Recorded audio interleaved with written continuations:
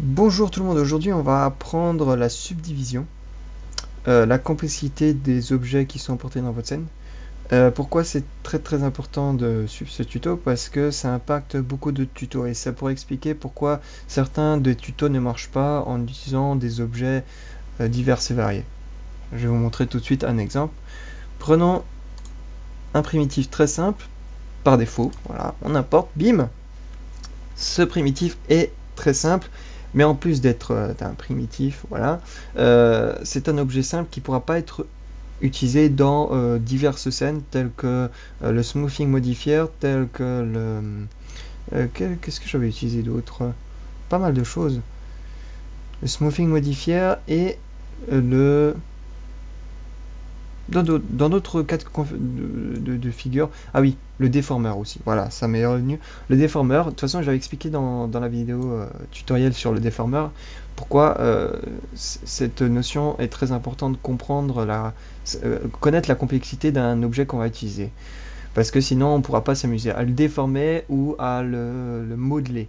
Voilà, il y a des outils dans DAZ qui nous permettent, ils sont très basiques, mais il y en a quand même.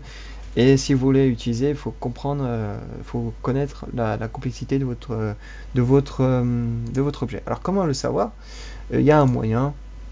Vous créez un new deformer. Alors je pense qu'il y a moyen de le savoir autrement, d'une manière plus professionnelle, mais bon, là, moi je connais ce moyen. Et de toute façon, comme j'importe des outils, des objets, je sais exactement quel est leur degré de complexité. Donc nous avons notre cube, et là, il a, je vous le dis, un degré de complexité les plus basiques. On va utiliser Deformer Field, ce qui nous permettra de voir les points. En gros, ces formes sont des grillages. Je vais vous montrer tout de suite. Wireframe, voilà. Vous voyez qu'il est très basique. Un objet se définit par son grillage. Et par-dessus, on applique une texture. Il y a le grillage et donc les textures. Et si le grillage est très basique, vous n'allez pas pouvoir utiliser les différents outils, comme je vous ai dit, le déformeur, voilà l'outil que j'utilise actuellement pour voir la complexité de notre... Ah bah du coup, voilà. Je me comprends.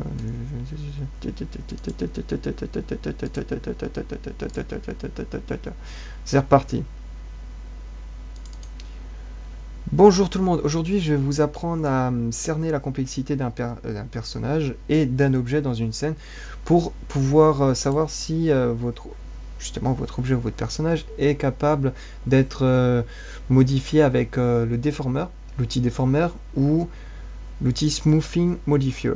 Pourquoi? Parce que en fonction de la complexité de votre objet dans la scène, vous pourrez utiliser ces outils ou non. Et dans un autre tuto, je vous expliquerai comment complexifier un personnage de façon automatique. Voilà. Ça veut dire que ça ne fonctionnera pas forcément dans tous les cas, mais disons dans 90% des cas, ça vous permettra de l'utiliser dans une scène.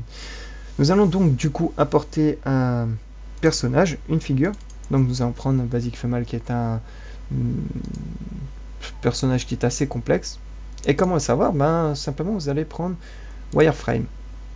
Et en gros, qu'est-ce que c'est le wireframe? Donc en gros, c'est la vue en grillage. Un objet, c'est seulement un grillage, c'est-à-dire c'est des points de connexion qui vont permettre de poser dessus une texture. Voilà.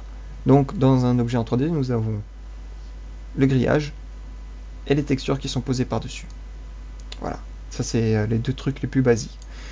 Et maintenant nous allons prendre un objet qui n'est pas du tout complexe, donc volontairement j'ai mis division 1 et de toute façon c'est ce qui est par défaut. Et vous allez voir que notre cube là, vous avez vu la simplicité par rapport à la complexité de notre personnage? Eh bien voilà, vous comprenez à peu près déjà cette histoire de complexité. Et plus un objet a de grillage, donc en gros plus il est détaillé, et plus celui-ci pourra être modifiable, c'est-à-dire que maintenant si j'ai envie de foutre un déformeur ou d'appliquer un smoothing modifier dessus pour le déformer par la suite en faisant, vous savez, le tutoriel femme enceinte, et bien plus celui-ci est complexe et plus celui-ci pourra être modifié de manière correcte. Par exemple, si je m'amuse à modifier celui-là, elle va me donner des résultats complètement dégueux et qui ne seront pas des résultats allant de soi. Par exemple, je m'imagine une bosse ici. Dans la réalité, vous avez un rectangle en pâte à modeler. vous pouvez faire sans aucune difficulté votre boss, mais ici dans ce cas-là, puisqu'il n'y a que combien de jonctions, 1, 2, 3, 4, 5, 8 points de jonction, vous ne pourrez pas faire une boss ici. Par contre, maintenant on va prendre un objet et on va complexifier, on va faire 100 divisions. Voilà, un cube. Donc celui-là on va le déplacer, comme ça vous verrez la différence entre les deux. Je vais effacer Genesis. Voilà la différence entre les deux. Celui-ci pourrait être modifié à volonté, pas l'autre.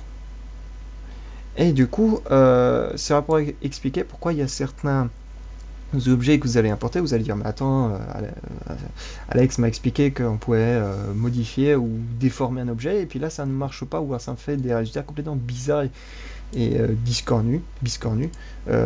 Maintenant vous allez pouvoir le savoir. Vous passez en mode wireframe, donc vous verrez tout simplement le grillage de votre objet, et si vous remarquez que le grillage est très basique, vous avez l'explication. Voilà. Donc c'était tout pour ce tutoriel. Vous savez maintenant comment déterminer si un objet est complexe ou pas, et ce qui vous permettra de savoir si celui-ci est modifiable et déformable surtout. Voilà.